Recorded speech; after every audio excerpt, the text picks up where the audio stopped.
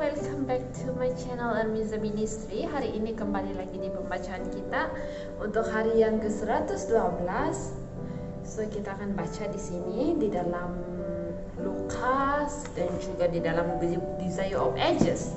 Tapi sebelum itu mari kita berdoa terlebih dahulu. Ya Tuhan Allah Bapa kami yang bertakhta dalam kerajaan surga, terima kasih Tuhan Engkau memberikan kami peluang untuk membacakan firman Engkau hari ini. Ampunkan dosa pelanggaran kami, biarlah kami terus dapat setia dengan Engkau, dekat dengan Engkau, dan kami mempelajari firman Engkau.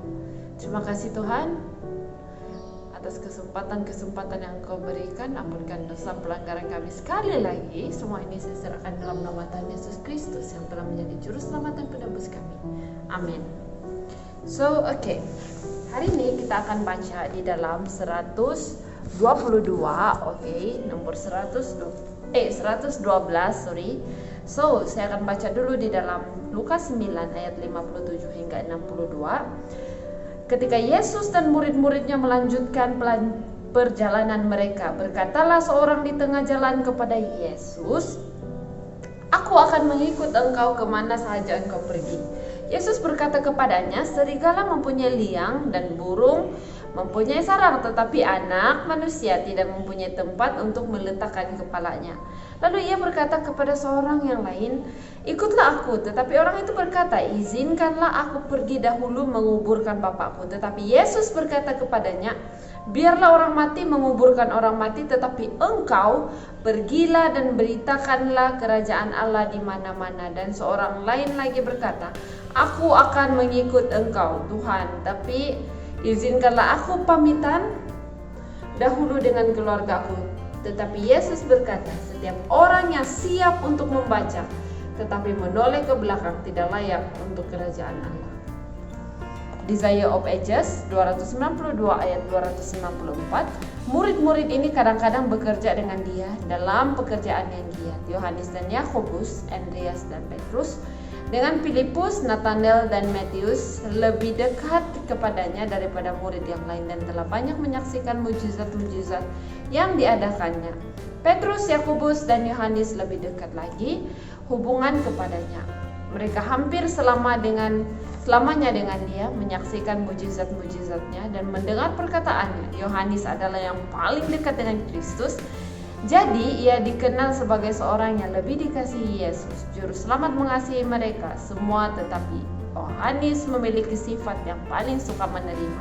Ia adalah yang lebih muda dari yang lain, dan sebagaimana seorang anak yang berani, ia membukakan hatinya kepada Yesus. Dengan demikian ia lebih bersimpati dengan Kristus, dan melalui dialah pengajaran rohani yang terdalam dari Juru Selamat telah dinyatakan kepada umatnya. Nama Filipus adalah salah satu rombongan di mana murid-murid telah dibagi-bagi. Ialah murid yang pertama kepada siapa Kristus 7 kali. Perintah yang jelas, "Ikutlah aku." Filipus adalah dari Betsaida, tempat Andreas dan Petrus. Ia telah mendengarkan pengajaran Yohanes Pembaptis dan mendengar perkabarannya mengenai Kristus anak domba. Filipus ialah seorang yang sungguh-sungguh mencari kebenaran, akan tetapi lambat sekali untuk mempercayainya. Walaupun ia telah menggabungkan diri kepada Kristus, namun bertanya kepada Nathanael menunjukkan bahwa ia tidak berkeyakinan penuh akan keilahian Yesus, sekalipun Kristus telah dimaklumkan oleh suara dari surga bahwa ia adalah anak Allah. Untuk Filipus ia adalah Yesus anak Yusuf dari Nazaret. Yohanes 1 ayat 45. Kemudian apabila 5.000 orang diberi makan, kurangnya kepercayaan Filipus dinyatakan. Sekadar menguji dia, Yesus bertanya, "Di manakah kita akan membeli roti supaya mereka ini dapat makan?" Jawab Filipus, "Adalah dari pihak orang yang kurang percaya. Roti seharga 200 dinar tidak akan cukup untuk mereka ini, sekalipun masing-masing mendapat sepotong kecil sahaja." Yohanes 6 ayat 5 hingga 7. Yesus berduka cita walaupun Filipus telah melihat pekerjaannya dan telah merasa kuasanya, namun ia tidak mempunyai iman. Di waktu orang-orang Yunani bertanya kepada Filipus tentang Yesus, ia tidak menggunakan kesempatan untuk memperkenalkan mereka kepada Juru Selamat, tetapi pergi untuk menceritakan kepada Andreas. Kemudian pada jam-jam terakhir sebelum penyaliban, perkataan Filipus seperti melemahkan iman. Apabila Thomas berkata kepada Yesus, "Tuhan, kami tidak tahu kemana engkau pergi, jadi bagaimana kami tahu jalan ke situ?" Maka kata Yesus kepadanya, "Akulah jalan dan kebenaran dan hidup. Sekiranya kamu mengenal aku, pasti kamu juga mengenal Bapakku." Dari Filipus datanglah jawaban yang kurang percaya, "Tuhan, tunjukkanlah Bapa itu kepada kami, itu sudah cukup bagi kami." Yohanes 14 ayat 5 hingga 8. Berpikir lambat, lemah dalam iman adalah ciri murid yang telah bersama dengan Yesus selama 3 tahun itu. Berlawanan dengan sifat kurang percaya Filipus adalah sifat keanak-anakan dari Nathanael. Ia adalah seorang yang sangat sungguh-sungguh, seorang yang dapat mempercayai walaupun tidak dapat dilihat dengan fakta. Namun Filipus tetap merupakan murid dalam sekolah Kristus, dan guru ilahi itu tabah dengan kekurangan percayanya dan kebodohannya. Apabila Roh Kudus dituangkan ke atas murid-murid, Filipus menjadi seorang guru dan pekerjaan ilahi.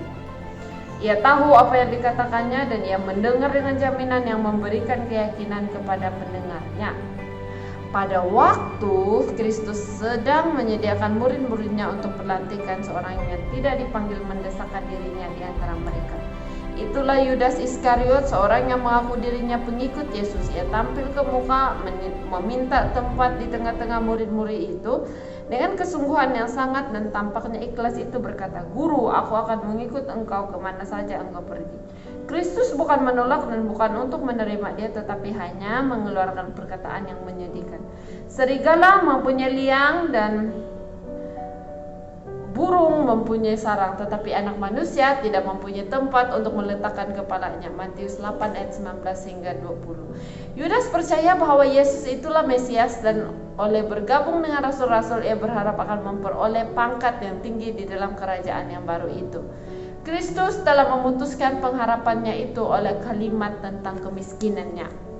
Murid-muridnya ingin agar Yudas menjadi salah seorang di antara mereka. Ia kelihatan dapat memerintah, seorang yang cakap dan yang berkesanggupan, dan mereka menganjurkan dia kepada Yesus sebagai seorang yang dapat menolong di dalam pekerjaannya. Mereka merasa terkejut melihat pemerintahan Yesus yang begitu dingin. Murid-murid itu merasa kecewa karena Kristus tidak menerima kerjasama dari pemimpin-pemimpin Israel. Mereka merasa bahwa adalah salah apabila tidak dikuatkan oleh menerima sokongan dari orang-orang berpengaruh ini. Jikalau ia menolak Yudas, mereka akan mencurigai kebijaksanaan guru mereka itu. Sejarah dunia untuk menentukan kelayakan seorang dalam pengajaran Tuhan bekerja sama dengan orang yang demikian, seperti yang diingini oleh murid-murid, akan memberikan jalan pengkhianatan kepada tangan musuh yang hebat. Sekalipun demikian, bila Yudas menggabungkan diri dengan murid-murid itu, ia tidak dapat melihat tabiat Yesus yang indah itu. Ia merasa pengaruh kuasa ilahi yang sedang menarik jiwa kepada juru selamat. Ia yang datang bukan untuk mematahkan gelagat yang lemah dan memadamkan sumbu lilin yang bernyala kecil.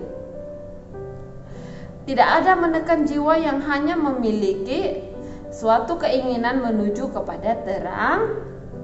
Itu juru selamat membaca hati Yudas. Ia tahu betapa dalamnya kejahatan yang jika tidak dilepaskan oleh kemurahan Allah, Yudas akan tenggelam. Dalam menghubungkan orang ini kepada dirinya sendiri, ia menempatkan di mana ia boleh berhubung dengan kasih yang tidak mementingkan diri sendiri.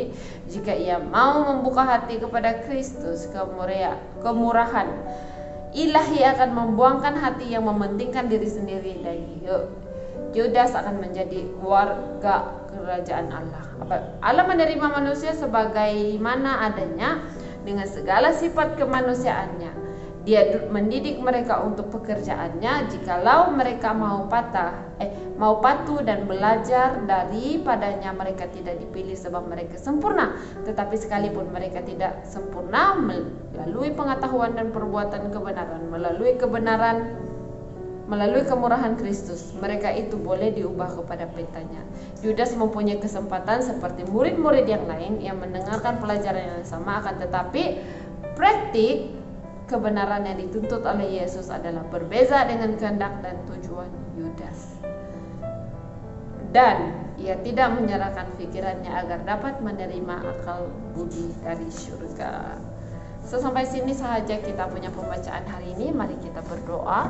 Ya Tuhan Allah Bapa kami yang bertakhta dalam kerajaan surga, kami telah belajar tentang murid-murid Engkau yang begitu banyak kelemahan di dalam diri mereka, namun mereka telah menjadi contoh yang baik untuk tetap membantu Engkau, menyebarkan Injil Engkau dan mengajar. Terima kasih Tuhan atas berkat itu. Pada saat ini kami juga percaya bahwa tidak ada tanah yang rata, sepenuhnya disebabkan dunia ini adalah dunia yang berdosa. Terima kasih Tuhan. Biarlah kami jadi anak yang setia kepadamu. Ampunkan dosa pelanggaran kami, ampunkan dosa yang telah kami lakukan. Biarlah Engkau terus menyertai kami sepanjang hari-hari kami. Semua ini saya serahkan dalam nama Tuhan Yesus Kristus yang telah menjadi juru selamat dan penebus kami semua. Amen. So thank you guys and see you again in my next video. Bye.